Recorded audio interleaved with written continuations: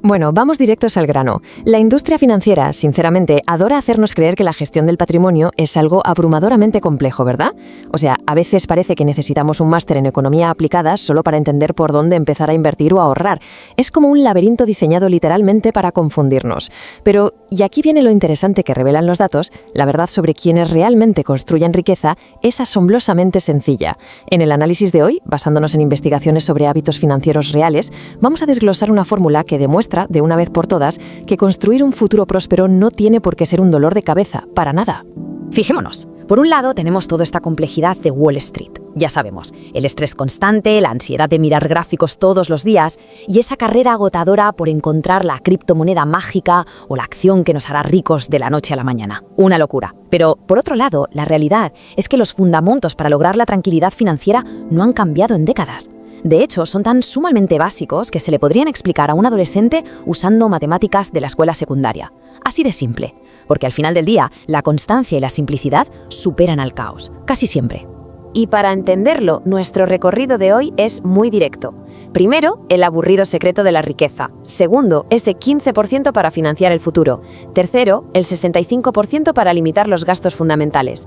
Cuarto, un 20% para el disfrute sin culpa. Y por último, cómo construir este hábito a lo largo del tiempo. Empecemos por el principio. 1. El aburrido secreto de la riqueza. A ver, hay un error de concepto enorme en nuestra sociedad. Tendemos a pensar que la verdadera riqueza se mide por la cantidad de dinero que entra en la cuenta del banco cada mes. Pero, y esto es clave, es totalmente posible tener ingresos astronómicos, sueldos altísimos y aún así vivir al borde de la ruina absoluta.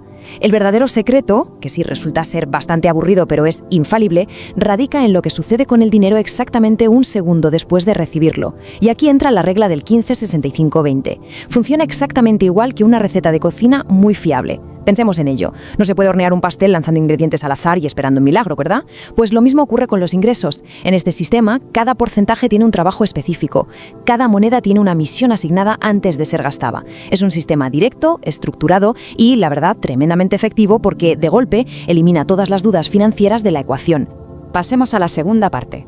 2. 15% financiando el futuro. Esta es, sin duda alguna, la porción más crítica de todo el pastel. El 15% destinado enteramente a nuestro yo del futuro. Ojo, esto no es dinero para pagar facturas ni para salir a cenar. Es un capital que tiene un solo trabajo en el mundo: trabajar incansablemente mientras dormimos. Y tiene un doble propósito fundamental.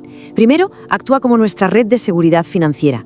Porque la vida, seamos sinceros, tiene la molesta costumbre de lanzarnos imprevistos cuando menos lo esperamos. Que si el coche se avería, que si lleva una factura médica sorpresa. Sin una red, esto es pánico absoluto y a menudo acaba en deudas paralizantes. Pero con este 15%, esos momentos de crisis se transforman en simples y aburridos inconvenientes. Y en segundo lugar, y aquí es donde está la verdadera magia a largo plazo, este porcentaje es el gran constructor de riqueza a través del interés compuesto. Y hablando de magia matemática, llegamos a esta famosísima frase. Dicen que Albert Einstein llamó al interés compuesto la octava maravilla del mundo. A ver, lo haya dicho él o no, el concepto es simplemente impecable. El interés compuesto crea un efecto de bola de nieve que es imparable. Funciona así. Los retornos que obtenemos empiezan a generar sus propios retornos al año siguiente. Así que no se trata solo de sumar dinero a una cuenta de ahorros. ¿Qué va? Se trata de multiplicar ese dinero de forma exponencial. Es lo que permite que aportaciones modestas se conviertan literalmente en sumas gigantescas con el paso del tiempo. Para poner esto en perspectiva, fijémonos en la asombrosa diferencia entre Sarah y James. Es increíble.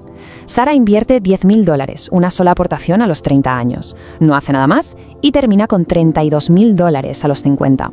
Por otro lado, James empieza a los 40. Es muy diligente, invierte $2.000 al año durante 10 años, sumando un total de $20.000 de su propio bolsillo. Pero ¿qué pasa? Que solo alcanza los $28.000 a los 50. El punto clave aquí, y es algo que tenemos que grabarnos a fuego, es que el tiempo en el mercado es muchísimo más poderoso que la cantidad de dinero invertida. Sarah puso la mitad de esfuerzo económico, de verdad la mitad, pero al darle a su dinero una década extra para crecer, obtuvo resultados muy superiores. Entonces, claro, la gran pregunta es: ¿dónde debería ir este 15% de nuestros ingresos? Bueno, pues hay una jerarquía exacta para sacarle el máximo partido. Paso 1. Aprovechar la aportación de la empresa si tenemos un plan de pensiones. Esto es literalmente dinero gratis, o sea, un retorno del 100% instantáneo sobre nuestra inversión inicial. No se puede dejar pasar. Paso 2. Utilizar cuentas con ventajas fiscales. Queremos que el capital crezca sin que Hacienda le dé un mordisco continuo, ¿verdad? Y el paso 3. Dirigir el dinero restante a fondos indexados regulares. Es una escalera lógica, muy estructurada, y es exactamente lo que la gente adinerada sigue con muchísima disciplina. Y centrándonos en ese tercer paso, los fondos indexados son, básicamente, como el plato de degustación de las inversiones. Porque, seamos francos, las carteras más exitosas suelen ser tremendamente aburridas. En lugar de apostarlo todo al plato de moda de un restaurante, que oye, podría resultar ser terrible, uno pide la tabla de degustación y prueba un poco de todo. Al invertir en fondos indexados pasivos, estamos comprando una minúscula fracción de cientos de empresas a la vez. No hay que adivinar quién va a ganar. Y además, tienen unas comisiones extremadamente bajas, lo cual asegura que el dinero se quede ahí, trabajando para nosotros, en lugar de irse en pagar el salario de un gestor estrella. Avanzamos al siguiente bloque. 3. 65% limitando los gastos fundamentales. Bien, aquí está el grueso del presupuesto. Aquí es donde libramos la verdadera batalla diaria. Cómo manejar el coste de la vivienda, el transporte, la comida y los suministros básicos sin que todo se descontrole. Y aquí nos encontramos frente a frente con el villano principal de esta historia, la inflación del estilo de vida. Podemos pensarlo como el equivalente financiero de la ley de Parkinson.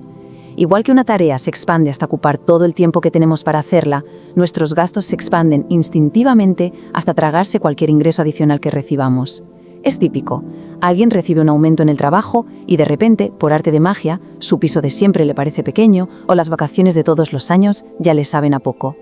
Si no ponemos un límite estricto del 65%, este fenómeno literalmente devorará cualquier intento de construir riqueza. Y esto se ve clarísimo en el transporte. Es una de las grandes trampas hoy en día. Pensemos en una letra promedio de $700 al mes por un coche nuevo, comparada con los $300 de un coche de segunda mano fiable, que al fin y al cabo nos lleva del punto A al punto B exactamente igual. La diferencia es abismal. Esos $700 representan pagar una prima gigante por un activo que, ojo a esto, empieza a perder valor de forma acelerada en el segundo exacto en que sus ruedas tocan el asfalto al salir del concesionario. Pero claro, alguien podría decir, ¿y por qué importa tanto pelear por esos $400 de diferencia al mes? Pues por esta cifra, $60.000. Esta es la impactante realidad. Si cogemos esos $400 que nos ahorramos en la letra del coche y los invertimos durante 10 años, incluso con un retorno conservador, llegarían a esta barbaridad de dinero. Es un coste de oportunidad masivo. En cuanto entendemos esto, de repente financiar ese coche nuevo, con olor a fábrica, ya no parece tanto una recompensa merecida, sino más bien un atraco a nuestro propio futuro financiero. Por supuesto, mantener la vivienda, la comida y el transporte dentro de ese techo del 65% es un reto mayúsculo, especialmente si vivimos en grandes ciudades donde todo está por las nubes. Pero marcarse estos límites es inspirador, porque las restricciones fuerzan la creatividad. Mantenerse por debajo de esa barrera puede implicar ajustes que al principio nos incomodan un poco, como compartir piso o redescubrir lo maravilloso que es cocinar en casa en lugar de pedir comida a domicilio 3 veces por semana. Pero ojo, estas no son renuncias tristes o castigos, son decisiones puramente tácticas, decisiones que crean un espacio absolutamente vital para que nuestro patrimonio pueda crecer a largo plazo. Llegamos a la cuarta parte. 4. 20% disfrute sin culpa. Y aquí es donde entra el giro psicológico más fascinante de toda esta fórmula. Estamos hablando de un sistema que, aunque suene contradictorio, nos exige gastar dinero en ocio y diversión. Este paso no es negociable. Intentar ahorrar cada céntimo disponible, privándonos de todo, es exactamente igual que hacer una dieta súper estricta. Es solo cuestión de tiempo que la fuerza de voluntad se quiebre por completo y eso provoca un enorme atracón financiero donde gastamos sin control, echando por tierra años de progreso. Frente a eso tenemos el disfrute sostenible. Si asignamos dinero de forma específica para nuestro entretenimiento desde el día 1, evitamos ese agotamiento emocional. Y lo que es más importante, garantizamos que este plan no dure solo un par de meses, sino décadas. Pero claro, para que esta flexibilidad realmente funcione, hay que seguir unas reglas muy estrictas con ese 20%. Regla número 1. Hay que ser intencional. Esto no es dinero que desaparece sin que nos demos cuenta. Son gastos planificados en cosas que nos dan alegría de verdad. Número 2. Se gasta sin una sola gota de culpa, porque ese dinero ya ha cumplido con el plan. 0 remordimientos. Número 3. Requiere disciplina. Es decir, cuando la asignación del mes se acaba, pues se acaba. Fin de la historia. Y la número 4, que es la regla más sagrada de todas, jamás, repito, jamás, bajo ninguna circunstancia, le pedimos prestado a ese 15% destinado a las inversiones. La diversión de hoy nunca debe financiarse robándole la tranquilidad a nuestro yo de mañana. Y vamos con el último bloque. 5. Construyendo el hábito a lo largo del tiempo. Es muy importante reconocer la realidad que nos rodea. Hay muchísima gente que vive al día, donde el 100% de lo que ingresan apenas da para cubrir la supervivencia del mes. Para ellos, ver esta regla del 15-65-20 puede ser un poco frustrante de buenas a primeras. Pero para empezar a aplicar esto hay una verdad muy liberadora. No se requiere perfección, se requiere constancia. Si apartar un 15% es imposible ahora mismo, oye, empezar con un 5% o hasta con un miserable 1% está perfectamente bien. Los porcentajes iniciales importan muchísimo menos que la acción de crear ese músculo mental. Lo vital es establecer el hábito de vivir dentro de unos límites que hemos definido intencionalmente. Cualquier progreso, por pequeñito que parezca, sigue siendo progreso. Y a medida que avanza el tiempo, se revela la verdadera genialidad mecánica de este sistema, porque escala perfectamente con los ingresos. Fijémonos en esto. Cuando nos dan un aumento de sueldo o conseguimos un cliente nuevo, las matemáticas hacen todo el trabajo pesado.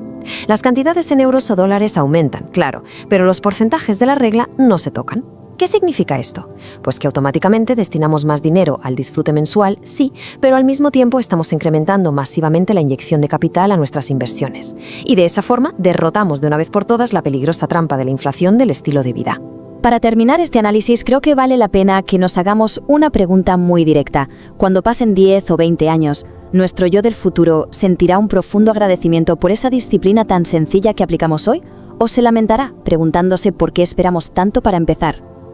La gran diferencia entre los que construyen un legado sólido y los que se pasan la vida luchando para llegar a fin de mes no es tener un coeficiente intelectual de genio, ni haber tenido una suerte increíble. ¿Qué va? Es simplemente elegir tener un sistema predecible, un poco de paciencia y sobre todo la voluntad de dar el primer paso hoy mismo.